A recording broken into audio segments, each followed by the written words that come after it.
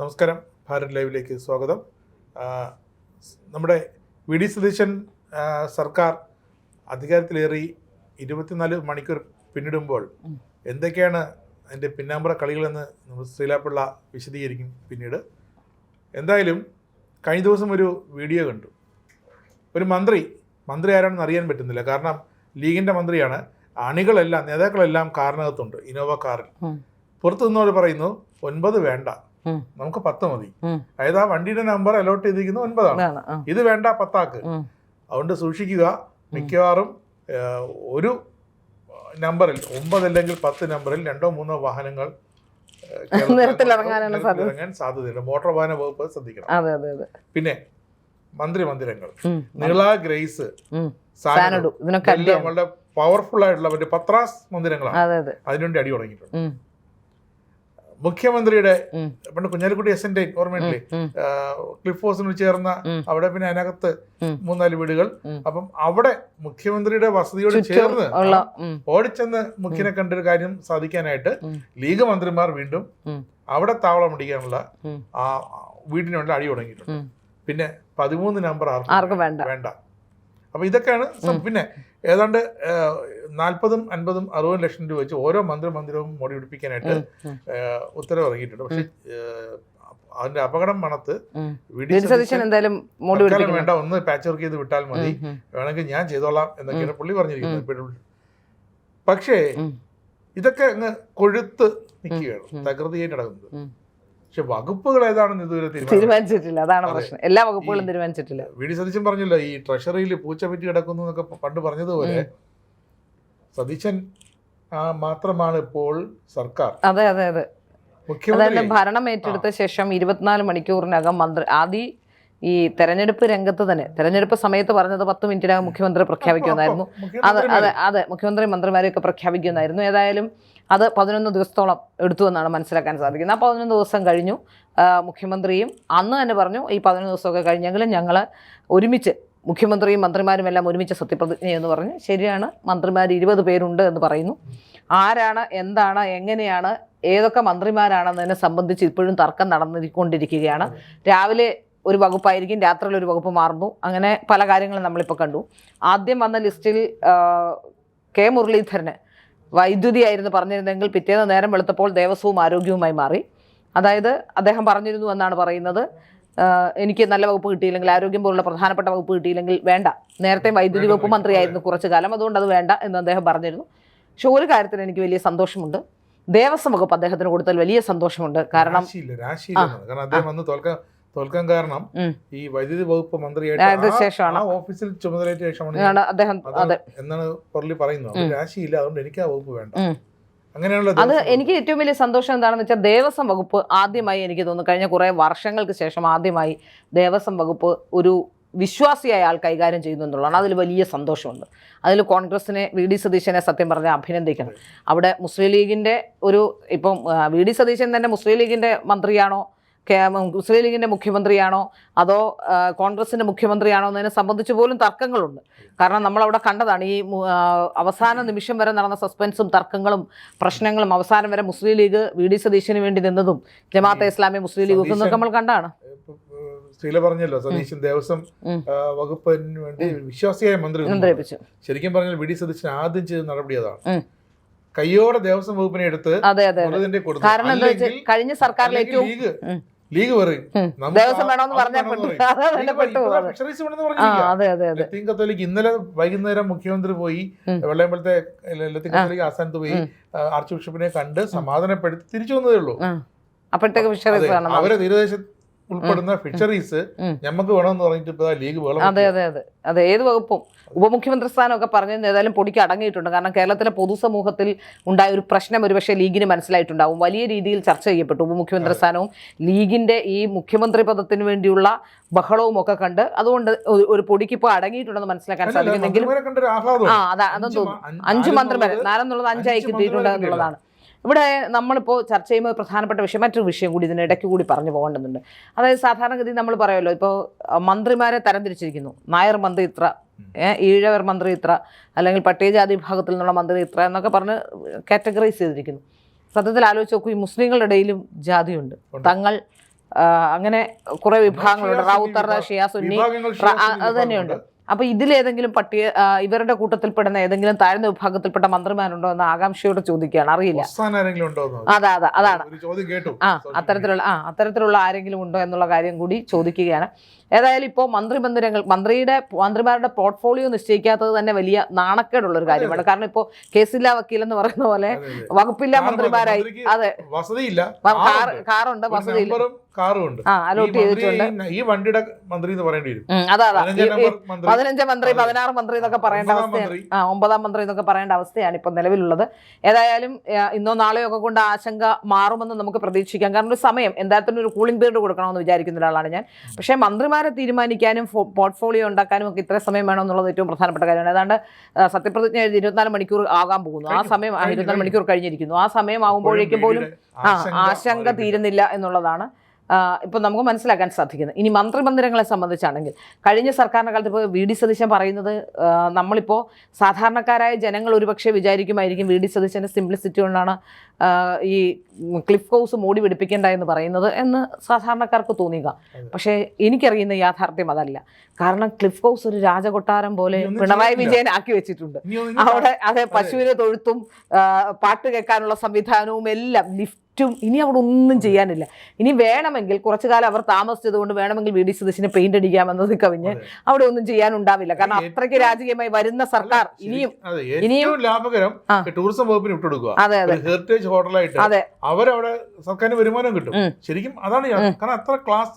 അതെ, ആ രീതിയിലാക്കി വെച്ചത്. കാരണം കഴിഞ്ഞ 10 വർഷം കൊണ്ട് പിണറായി വിജയൻ ഒരിക്കലും പ്രതീക്ഷിച്ചിട്ടുണ്ടാവില്ല ഇത്തവണയും അവിടെ വിട്ടുപോകേണ്ടി വരുമെന്ന്. അതുകൊണ്ട് അവിടെ യാതൊരു തരത്തിലുള്ള കുഴപ്പങ്ങളും ഉണ്ടാവാനുള്ള സാധ്യതകൾ കുറവാണ്. പിന്നെ അവിടെ ചെറിയ കുട്ടികളൊന്നുമില്ല. മുഹമ്മദ് റിയാസിന് വേറെ ഇതുള്ളതുകൊണ്ട് ഒരുപക്ഷെ വീണയും മുഹമ്മദ് റിയാസും ഒക്കെ വേറെ ആയിട്ടും താമസിക്കുന്നത്. മാത്രമല്ല വീണയുടെ മകൻ ഒരു 10 ക്ലാസ്സിൽ പഠിക്കുന്ന കുട്ടിയാണെന്ന് ഞാൻ മനസ്സിലാക്കുന്നു. അപ്പോൾ ചെറിയ കുട്ടികളൊന്നുമില്ല, അങ്ങനെ വൃത്തികേടാകാനുള്ള സാഹചര്യങ്ങളില്ല. പിന്നെ ചില മന്ത്രിമന്ദിരങ്ങളൊക്കെ ഈ താമസിച്ച് എല്ലാവരും കൂടെ താമസിക്കുക, ആൾക്കാർ ചെല്ലുകയൊക്കെ ചെയ്യുന്നതുകൊണ്ടുള്ള എന്തെങ്കിലും ഒരു ബുദ്ധിമുട്ടുള്ള ചിലതൊക്കെ കാണുമായിരിക്കാം. അതിൽ തന്നെ ഇപ്പോൾ സാനഡു എന്ന് പറഞ്ഞില്ലേ, സാനഡു, ഗ്രേസ്, അങ്ങനെ ചില സ്ഥലങ്ങൾക്ക് വേണ്ടി ഭയങ്കര പിടിവലി ഉണ്ടാകുന്നു എന്നാണ് മനസ്സിലാക്കുക. കാരണം ആഡംബര ബംഗ്ലാവ് തന്നെ വേണം എന്ന തരത്തിൽ എല്ലാം വെൽ ഫർണിഷ്ഡാണ്. ഇപ്പോഴത്തെ പഴയ കാലഘട്ടം പോലൊന്നുമല്ല. ഇപ്പോഴത്തെ എല്ലാ മന്ത്രിമന്ദിരങ്ങളും വളരെ വെൽ ഫർണിഷ്ഡാണ്. ആ മന്ത്രിമന്ദിരങ്ങൾക്ക് വേണ്ടി ഇപ്പോൾ കടിപിടി കൂട്ടുന്നുണ്ടെന്ന് മനസ്സിലാക്കാൻ സാധിക്കുന്നു. കാറിന്റെ നമ്പറിനെ സംബന്ധിച്ചും തർക്കങ്ങളുണ്ട്. 13 എന്ന് പറയുന്ന നമ്പർ ആർക്കും വേണ്ട, അതാണ് അടുപ്പിക്കരുത് എന്നുള്ളതാണ്. ഈ 13 കഴിഞ്ഞ് കുറച്ച് നാളുകളായി ബംഗ്ലാവും ഇതും വലിയ പ്രതിസന്ധി ഉണ്ടാക്കുന്ന ഒരു അതെ അതെ അതെ. അപ്പോൾ പ്രതിപക്ഷ നേതാവ് എടുക്കില്ല കേട്ടോ, അദ്ദേഹം വിശ്വാസിയാണ്. അദ്ദേഹം ഈ പറയുന്നുണ്ടെങ്കിൽ അദ്ദേഹം വിശ്വാസിയൊക്കെ തന്നെയാണ്. അപ്പോൾ നമുക്ക് മനസ്സിലാക്കാൻ സാധിക്കുന്ന ഏതായാലും ഈ പ്രതിസന്ധിയും ആശങ്കയും തീരുന്നില്ല എന്നുള്ളത് തന്നെയാണ് സർക്കാരിന്റെ. ബിനോയ് വിശ്വം പറഞ്ഞിരിക്കുകയാണ്, പ്രതിപക്ഷ ഉപനേതൃസ്ഥാനം ഞങ്ങൾക്ക് തന്നെ വേണം, അത് അങ്ങനെ ഒരു പദവി ഉണ്ടാക്കണം, ഞങ്ങൾക്ക് തരണം, ഞങ്ങൾക്കും ചിലത് പറയാനുണ്ട്. അതെ അതെ, അവിടെയും അടി തുടങ്ങിയിട്ടുണ്ട്. അത് പിന്നെ പൊതുവേ ഉണ്ട് കേട്ടോ. പിണറായി വിജയനെതിരെ വലിയ ജനരോഷം, ഒരുപക്ഷെ ജനങ്ങൾ എടുക്കുന്നതിനേക്കാട്ടിൽ കൂടുതൽ അവരുടെ ജില്ലാ കമ്മിറ്റികളെല്ലാം പ്രതിഷേധം രേഖപ്പെടുത്തുന്നുണ്ടെന്നാണ് മനസ്സിലാക്കാൻ സാധിക്കുന്നത്. ഒരു ഏകാധിപതിയായ ഭരണാധികാരി എന്ന് അദ്ദേഹത്തിന് തന്നെ ബോധ്യമാകുന്ന രീതിയിൽ അദ്ദേഹത്തിൻ്റെ ഈ തെരഞ്ഞെടുപ്പുമായി ബന്ധപ്പെട്ടൊക്കെ അദ്ദേഹത്തിൻ്റെ വോട്ട് ചോർച്ച, അദ്ദേഹത്തിൻ്റെ അടുപ്പക്കാർക്കുണ്ടായ വോട്ട് ചോർച്ച, അതുപോലെ എം വി ഗോവിന്ദൻ്റെ വാർത്താ സമ്മേളനം കഴിഞ്ഞ ദിവസം ഒരു ഇത് കണ്ടു. എം വി ഗോവിന്ദൻ്റെ ഓരോ വാർത്താ സമ്മേളനം കഴിയുമ്പോഴും 50 വർഷം ശത്രുക്കളാവും. എം വി ഗോവിന്ദൻ്റെ വാർത്താ സമ്മേളനങ്ങളെ സംബന്ധിച്ച് അദ്ദേഹത്തെ ഒരു പക്ഷേ എനിക്ക് തോന്നുന്നു സംസ്ഥാന സെക്രട്ടറി പദത്തിൽ നിന്ന് മാറ്റാനുള്ള ഒരു നീക്കം നടക്കുന്നുണ്ടെന്നാണ് ഞാൻ മനസ്സിലാക്കുന്നത്.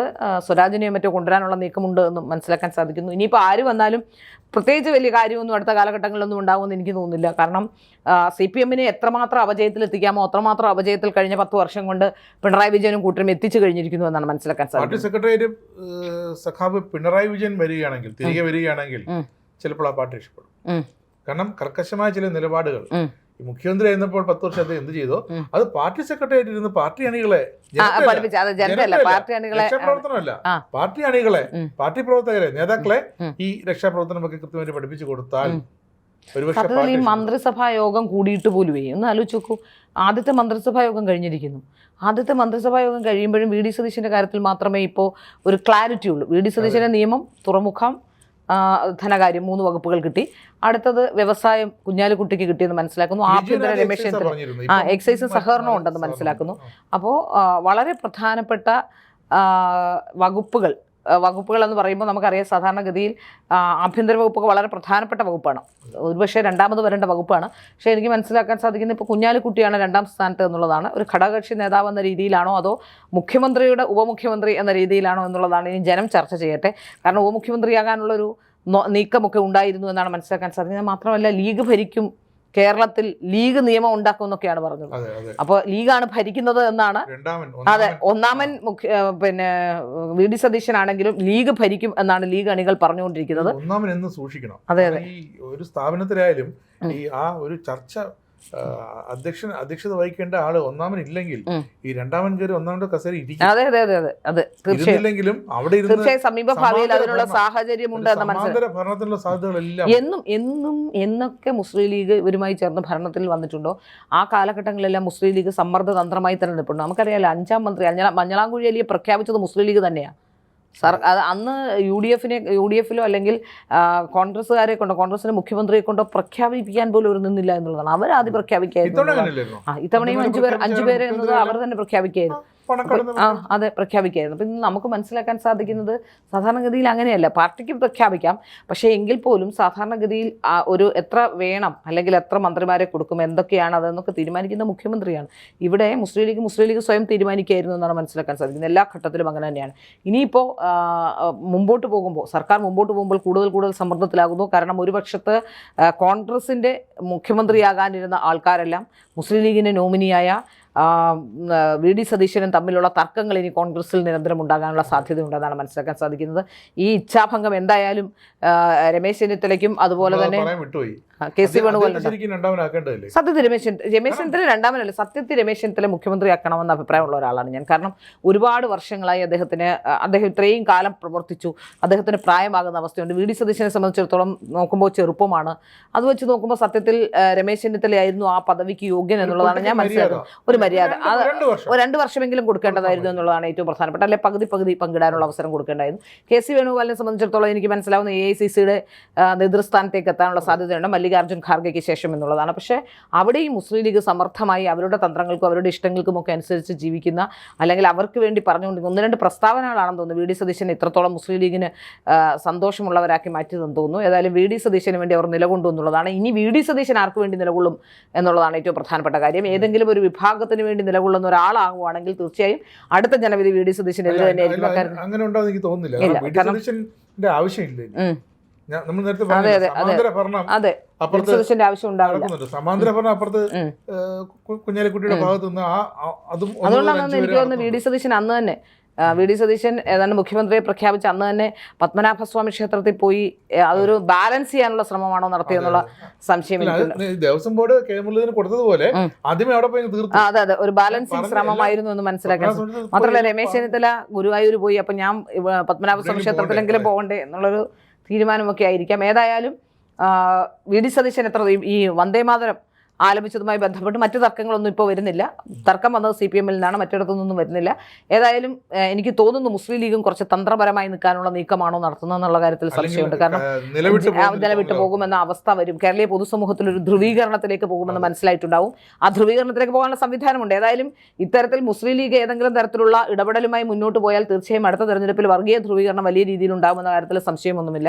അത് വലിയ രീതിയിൽ ഗുണമുണ്ടാകില്ല എന്ന തിരിച്ചറിവായിരിക്കാം ഒരു പക്ഷേ കുഞ്ഞാലിക്കുട്ടിയും കൂട്ടരെയും പൊടിക്കടങ്ങി എന്ന് പറയാൻ പറ്റുള്ളൂ. മൊത്തത്തിൽ പറയുന്നു പൊടിക്കടങ്ങാനുള്ള കാരണം ഉണ്ടാക്കുന്നതെന്ന സംശയം ബാക്കിയാവുകയാണ്.